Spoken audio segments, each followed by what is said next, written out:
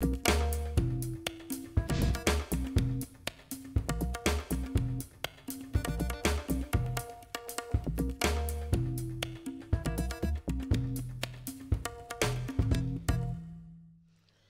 cancers féminins continuent de faire des ravages silencieux dans le monde et particulièrement au Bénin, touchant chaque année des centaines de femmes, souvent jeunes, souvent mères. Le cancer du sein et celui du col de l'utérus demeurent parmi les plus fréquents et les plus meurtriers, mais des efforts sont faits petit à petit pour inverser la tendance. Mesdames et messieurs, bonjour. En ce mois d'octobre rose, symbole de sensibilisation et d'espoir, nous faisons le point sur la situation nationale. Quelle est la réalité sur le terrain? Où en est-on dans la lutte contre ces maladies et quelles sont les réponses apportées? Pour en parler, nous recevons sur ce plateau Dr Patrice Djiman Dangbemin, maître de conférence, agrégé en gynécologie obstétrique à la faculté des sciences de la santé de Cotonou. Il est également chef service d'oncologie, gynécologie et mammaire au CHU Mel de Cotonou. Docteur, bonjour. Bonjour, madame la journaliste. Comme de coutume, nous allons suivre pour nous mettre dans le vif du sujet cet élément récit qui rappelle quelques notions sur les cancers féminins.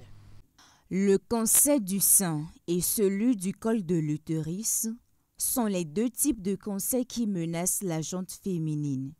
Toute femme en âge de procréer est exposée à ces deux types de cancers. Le cancer du sein se manifeste souvent par une boule dure dans le sein, un écoulement anormal ou une modification de la peau ou du mamelon. Le cancer du col de l'utérus, quant à lui, résulte d'une infection persistante par le virus du papillome humain transmis sexuellement. Il se développe lentement, souvent sans symptômes au début.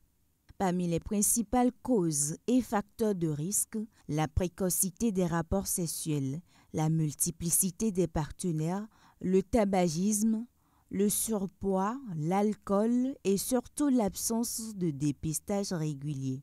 Les conséquences sont souvent dramatiques, douleurs intenses, perte de la féminité, infertilité, dépression et dans de nombreux cas, le décès. Des drames qui auraient pu être évités par une simple consultation à temps. Cependant, les traitements existent. Il s'agit entre autres de la chirurgie, la chimiothérapie, la radiothérapie ou les traitements hormonaux. Chaque traitement étant spécifique au stade et au type de cancer. Le mois d'octobre rose est choisi par la communauté internationale pour sensibiliser sur ces pathologies et surtout pour rappeler l'importance du dépistage précoce.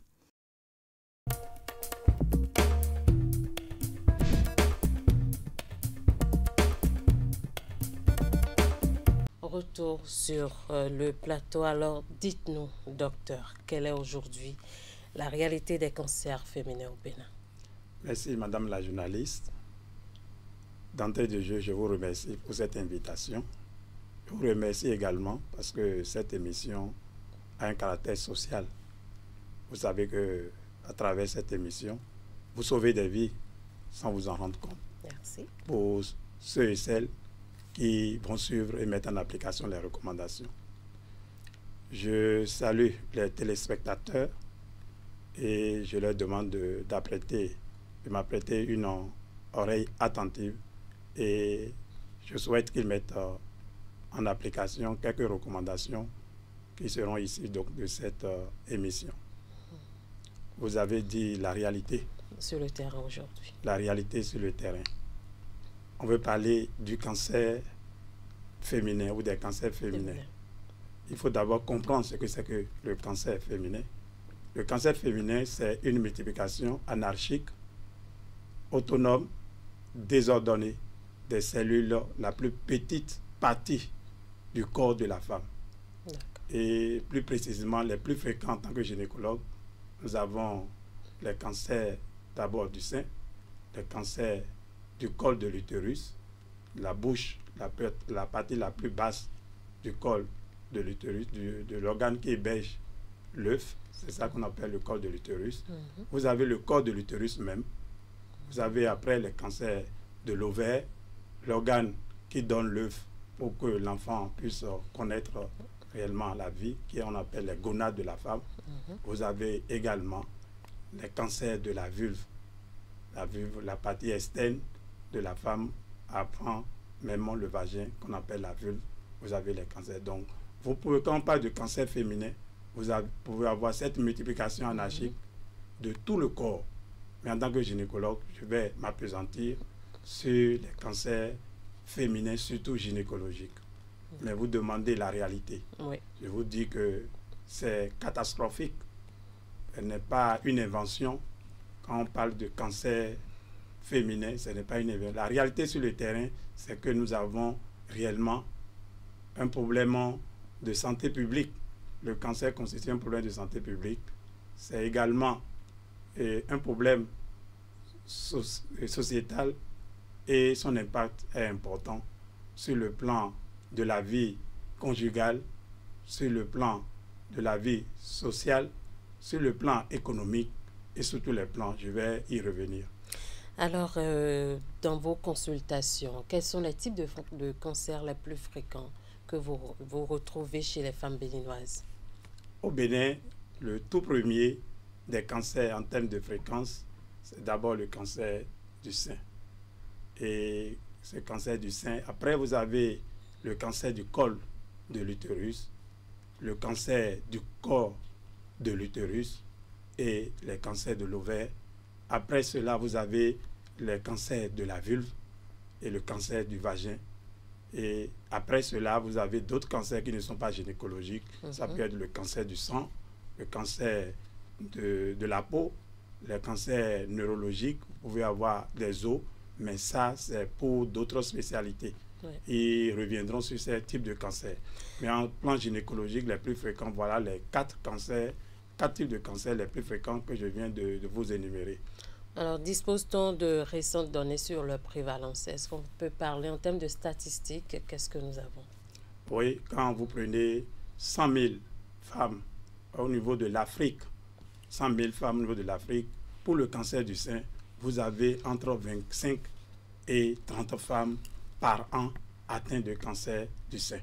Si nous prenons le cancer du col, avant de venir au cancer du col, je tiens à rappeler que l'incidence au Bénin tourne autour de 25 femmes pour 100 000 femmes dans la population. Et lorsque vous prenez le cancer du col de l'utérus, vous avez entre 15 et 34 femmes sur 100 000 femmes dénombrées au Bénin. Et en Afrique, en général, c'est entre 15 et 34 000 femmes, 15 et 34 femmes sur 100 000 femmes dénombrées. Mais au Bénin, on a globalement entre 600 et 1000 femmes atteintes de cancer du col par an. Pour le cancer du sein, nous avons environ 2000 femmes que nous enregistrons par an au Bénin atteintes de cancer du sein. Les autres cancers que sont les cancers de l'endomètre, du corps de l'utérus et de l'ovaire sont des cancers que nous avons dans une fréquence relativement moindre. D'accord.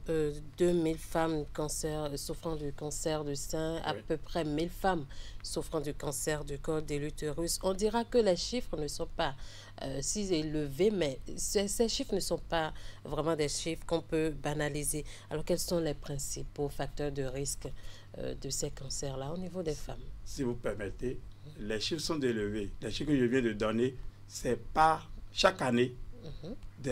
C'est l'incidence, c'est les nouveaux cas que nous dénombrons dans la population béninoise.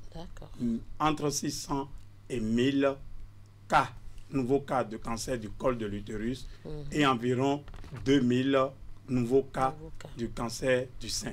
Donc vous voyez donc une accumulation de cas et ça c'est des milliers de femmes qui meurent de cancer du col et du sein. Et de par le monde, nous avons environ 300 000 femmes par an de par le monde et 600 000 femmes de par le monde pour le cancer du sein. Vous voyez, c'est nombreux.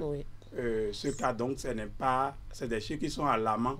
Quand on parle en matière de 1000 ou bien 2000, on voit non. Chaque année, pour un pays comme le Bénin, dénombrer 2000 femmes atteintes de cancer du sein. Et je peux vous dire que l'ampleur, c'est que 75% des patientes que nous recevons pour cancer du sein sont des patientes qui sont déjà à des stades très avancés. Et pareil pour le cancer du col de l'utérus. Et quand vous avez déjà un signe pour un cancer, que ce soit du sein ou de col, sachez que la maladie est déjà une maladie générale. Et nous n'arrivons pas réellement à guérir en tant que tel des cancers déjà au stade avancé. Nous avons 85% des femmes qui meurent de cancer du col ou du sein dans l'année de diagnostic, puisque nous avons vu ces patientes de façon tardive à des stades avancés. Je comprends. Alors, parlez-nous des facteurs de risque de cette maladie. Les facteurs de risque, comme c'est des cancers gynécologiques et mammaires, nous allons nous en pesantir sur ces cas de cancer. Nous allons les scinder en deux groupes.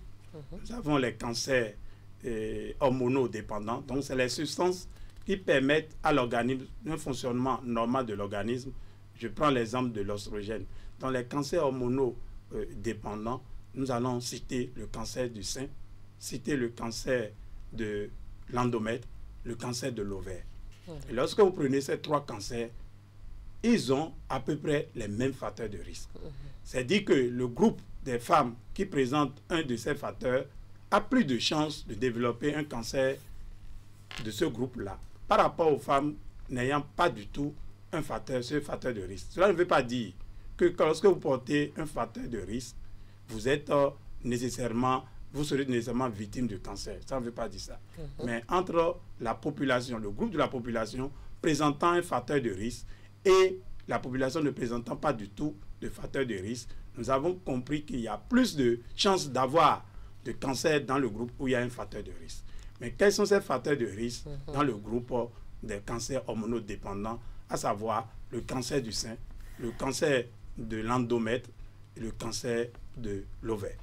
Lorsque vous avez les premières règles très précocement, nous appelons cela dans nos jargons les ménages, lorsque vous avez ces premières règles qui surviennent très précocement avant 12 ans, vous êtes à risque de cancer de sein, de l'endomètre et de l'ovaire.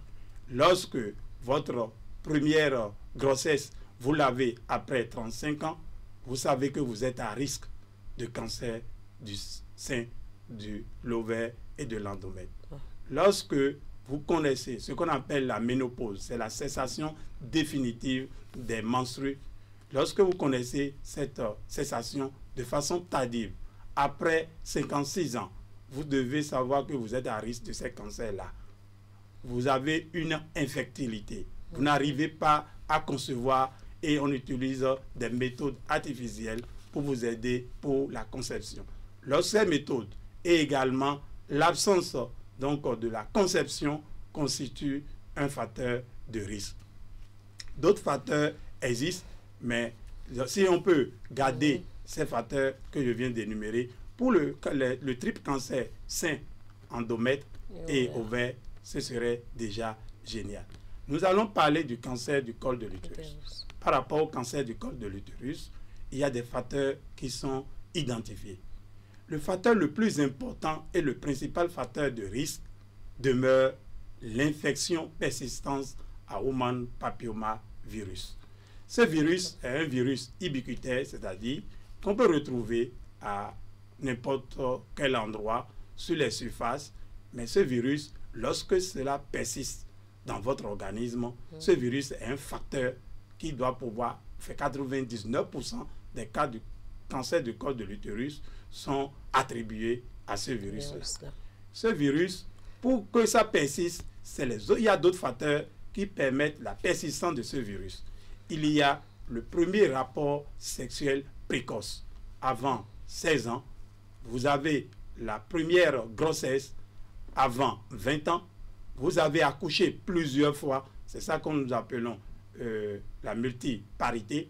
Vous avez plusieurs partenaires sexuels, c'est un facteur de risque du cancer du col de l'utérus. Vous avez également des infections sexuellement transmissibles telles que le VIH-Sida, vous avez la chlamydiose, ces infections sont à risque, favorisent le terrain pour l'implantation et la persistance du virus appelé le Human Papilloma Virus. Vous avez des traitements immunosuppresseurs. Votre organisme n'est pas aguerri pour pouvoir réellement expulser ce virus. Vous êtes à risque de cancer du col de l'utérus. Voilà, en quelque sorte, en résumé, et dans les deux catégories, les facteurs que nous pouvons identifier comme facteurs de risque pour cancer du col de l'utérus, du sein, de l'ovaire et de l'endomètre. Plusieurs facteurs de risque identifiés. Donc, vous avez dit tout à l'heure que les femmes que vous recevez sont déjà à un stade avancé de la maladie avant de venir à l'hôpital vers vous. Alors, quelles sont les actions concrètes menées pour la sensibilisation et surtout le dépistage précoce des cancers féminins? Je vous remercie. Je pense que nous avons évolué au Bénin sur le dépistage et la sensibilisation surtout pour éviter les facteurs de risque que je venais d'énumérer. Mais le dépistage, pour pouvoir identifier le cancer, la maladie au début, de façon précoce. Nous disposons des associations de lutte contre le cancer du col de l'utérus et du sein au Bénin. Ils sont organisés et ils profitent des journées comme le mois d'octobre rose. Nous avons le mois de 4 février pour le cancer du col de l'utérus. Le octobre rose, c'est pour l'ensemble des cancers, mais surtout, c'est le cancer du sein. Donc, nous avons ces associations qui travaillent avec d'autres associations internationales pour pouvoir lutter efficacement, porter l'information sur les facteurs de risque et travailler également au dépistage. Je peux vous assurer que depuis 2018, avec la Fondation Claudine Talon, nous avons mis en place un programme avec le ministère de la Santé pour lutter efficacement pour les cancers de la femme, notamment le cancer du col de l'utérus. Nous avons également le gouvernement qui a compris actuellement, nous sommes en phase extensive de ce programme. Nous sommes dans tout le Bénin, on peut faire le dépistage du cancer du col de l'utérus. Il y a une innovation qui est intervenue depuis quelques années, 3 ans déjà passés. C'est la recherche du virus, le Human Papilloma Virus dont je venais de parler, au niveau des sécrétions vaginales, permettant de savoir si la femme est porteuse déjà du Human Papilloma Virus. Ce test n'était pas disponible au Bénin. C'est un test qui coûte cher et le gouvernement béninois, notamment la Fondation Claudine Talon, a pu mettre à disposition du ministère de la Santé ce test qui coûte très cher et n'était pas réalisable au Bénin. Et depuis des années, depuis 3 ans déjà, nous dépistons les femmes et une fois que ces femmes sont dépistées, nous allons rechercher les lésions précancéreuses du col de l'utérus à travers les tests diagnostiques, d'autres tests diagnostiques, et après, nous les prenons en charge à travers des techniques simples, soit on fait la thermocoagulation qui consiste à brûler la lésion et l'enlever définitivement, ou bien nous faisons la résection, la conisation. Et ceci de façon gratuite depuis ces années grâce à l'appui de la Fondation Claudine Talon. Actuellement, nous avons d'autres partenaires qui travaillent sur le sujet et qui appuient la Fondation et le ministère de la Santé, l'OMS, et nous avons Expertise France et nous avons Enabel qui ont permis donc de continuer par traiter, dépister les lésions précancéreuses du col. En ce qui concerne le cancer du sein, il y a des techniques simples d'auto-examen du sein que nous apprenons aux femmes et que nous demandons aux femmes de les faire à chaque fin des menstrues. Pour les femmes ménopausées, elles doivent pouvoir faire l'auto-examen du sein à un jour fixe dans le mois pour les seins. Et il y a la mammographie pour les femmes qui sont déjà âgées de 50 ans. Nous demandons d'aller dans les centres pour pouvoir faire tous les 2 ans, jusqu'à 74 ans, le dépistage à travers la mammographie. Le gouvernement béninois est allé plus loin et a mis en place des pôles d'excellence. Vous prenez le CHUMEL de Cotonou, le centre hospitalier et universitaire de la mère de l'enfant. Nous avons un pôle d'excellence où nous travaillons à prendre en charge efficacement ces cas de cancer du col de l'utérus, du dépistage jusqu'à la prise en charge. C'est pareil au CNHU où il y a un pôle d'excellence où la prise en charge est de mise. Alors, dans les zones reculées, comment est-ce que la prise en charge est effective?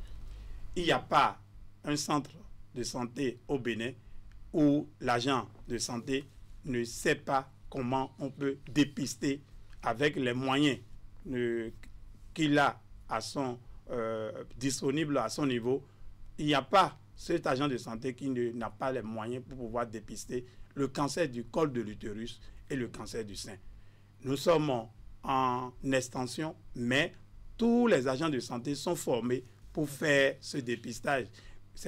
L'examen clinique du sein permet déjà de rechercher quelques boules ou bien quelques anomalies du sein et après, on les oriente vers les centres de santé les plus performants pour le dépistage. Donc, partout au Bénin, on peut faire le dépistage. Donc, il n'y a pas un centre reculé. Parce qu'au niveau des zones reculées, nous avons les agents de santé assermentés pour le dépistage et nous faisons des recyclages de façon régulière pour leur permettre de ne pas réellement passer à côté. Alors, nous ne pouvons plus parler de coût des soins qui constituent peut-être un frein pour ces femmes qui souffrent de ces cancers. Le gouvernement a tout prévu. Et quelles sont les avancées notables que déjà on peut relever? Les avancées, je peux vous dire, en 2018, il n'y avait pas réellement un programme cancer pour la prise en charge, le dépistage et la prise en charge des cancers. Nous avons un plan cancer élaboré par le ministère de la Santé à travers sa branche Programme national de lutte contre les maladies non transmissibles. Et je salue le docteur Salman qui travaille efficacement pour que la pathologie cancéreuse trouve une solution durable au Bénin. Le gouvernement a mis en place tout ce qu'on peut appeler guidelines pour le dépistage et la prise en charge. Je venais de parler des pôles d'excellence et surtout aujourd'hui, vous avez ce qu'on peut appeler le centre hospitalier international de Calavi-Chic. Nous n'avons pas la radiothérapie qui constitue une branche importante de prise en charge des cancers. Aujourd'hui, le gouvernement a mis en place 2 appareils pouvant de dernier cri, permettant donc de prendre en charge ces cancers. Donc, en matière de prise en charge des cancers au Bénin, nous avons le plateau technique est désormais fourni, mais on doit toujours continuer par pouvoir renforcer ce tableau pour permettre à ce que la prise en charge soit optimale, notamment la formation des agents de pointe et également la logistique qu'on doit continuer par mettre en place dans les autres hôpitaux. Merci à vous, docteur, pour toutes ces informations. Nous allons marquer une toute petite pause et revenir en plateau.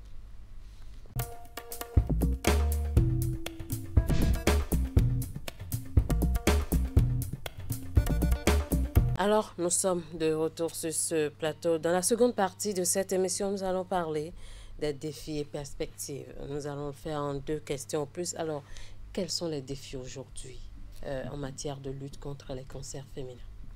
Le défi, c'est que nous avons encore des gens qui ne croient pas réellement à l'existence du cancer. Et lorsque les gens constatent qu'il y a une modification de leur corps, notamment au niveau du sein, ils ont tendance à aller faire d'autres consultations que la consultation médicale ou paramédicale de la sage-femme qui est recommandée. Donc notre défi, c'est que la population comprenne que le cancer existe. Notre défi, c'est également qu'une fois que la population sent une modification, se rende réellement à l'hôpital. Parce que personne n'a suffisamment de l'argent, des moyens financiers pour prendre en charge le cancer, quel qu'en soit le type de cancer, parce que ça coûte excessivement cher et la prise en charge est mutilante et handicapante. C'est pourquoi les 2 défis sont essentiels. Le défi également, c'est une organisation des structures de sensibilisation, les associations de lutte contre le cancer.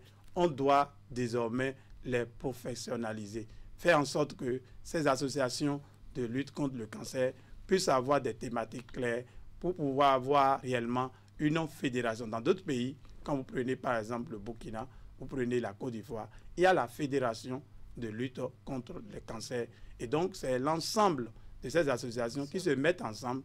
Et lorsque on se met ensemble, on est toujours beaucoup plus fort. Et on fait des actions coordonnées et qui atteignent réellement les cibles. Alors, quelles sont les perspectives en matière de lutte contre le cancer de sein? Zéro cancer de sein au Bénin peut-être? C'est possible. Même les pays les plus avancés qui ont des moyens beaucoup plus adaptés connaissent toujours les cancers. Oui. Donc, au niveau de notre pays, nous allons, au lieu d'avoir 600 à 1000 cas de cancer du col de l'utérus, nous voulons avoir 0 cas de cancer du col de l'utérus en faisant le dépistage des lésions précancéreuses, les lésions qui sont les antichambres des cancers du col de l'utérus, 0 cas. Nous voulons que le dépistage des cancers du sein soit effectif à travers l'appareil qui permet, c'est-à-dire la mammographie. Il faut que le coût soit réduit et il faudrait qu'il y ait un programme beaucoup plus huilé pour permettre la prise en charge, pour permettre le dépistage du cancer en utilisant cette technique. Alors, merci à vous, docteur. Un message à l'endroit des femmes. On parle d'Octobre Rose. Un message à l'endroit des femmes et surtout de toute la population parce que on parle bien sûr des cancers féminins, mais les hommes aussi sont impliqués. Donc, quel est le message que vous avez à passer? Il n'existe pas une femme sans homme. Lorsque une femme se trouve sous le toit d'un homme, lorsqu'elle est atteinte de cancer, l'homme aussi est également atteint de cancer. Je demande à toute la population masculine d'accompagner les femmes dans la lutte contre le cancer. 0 cancer de la femme passe par réellement les hommes. Les pères de famille, demandez à vos filles, à vos femmes, à vos coépouses, demandez-les de connaître leur statut cervical. Le statut cervical, est-ce qu'elle est allée à l'hôpital connaître l'état de son col? Est-ce qu'elle est allée à l'hôpital connaître l'état de ses seins? Surtout ces 2 cancers, nous devons les booster au dehors et les hommes doivent pouvoir s'impliquer en rappelant aux femmes d'aller se faire dépister dans les hôpitaux à travers les méthodes régaliennes pour ce dépistage. Merci. Le combat contre les cancers féminins est donc un combat pour la vie, pour la dignité, pour la santé des femmes béninoises et pour les femmes du monde entier. Comme l'a rappelé notre invité, Dr Patrice Djimandang-Bema, la clé reste la prévention et le dépistage précoce. Intensifions donc la sensibilisation. Merci à vous, Dr Dangbema. Merci à vous, chers téléspectateurs, de nous avoir suivis. À la prochaine.